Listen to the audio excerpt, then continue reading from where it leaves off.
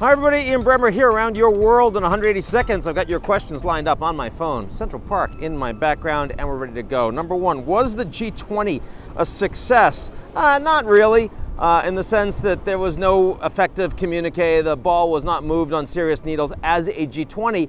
On the other hand, the G7 that met within the G20 was certainly a success. Following on all these Russian attacks on Ukraine, you have even ever more alignment between the United States and its allies on the global stage. That's certainly a useful thing to maintain, especially as people are saying, oh, it's going to crumble, oh, they're going to peel off. Secondly, what would Russia-Ukraine peace negotiations look like with China leading?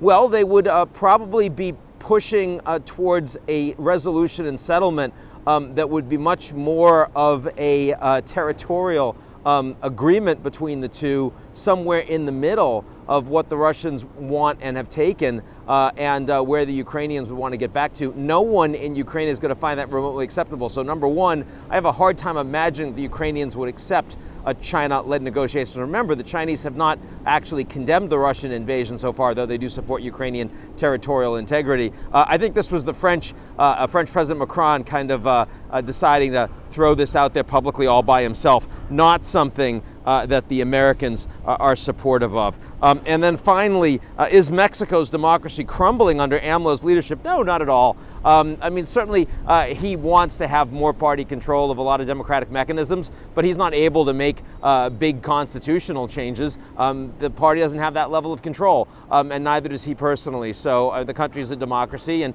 he's still quite popular, but the next Morena president is going to be less popular than AMLO was, and I expect you to get back to a competitive democratic landscape in Mexico in short order. That's it for me, and I'll talk to y'all real soon.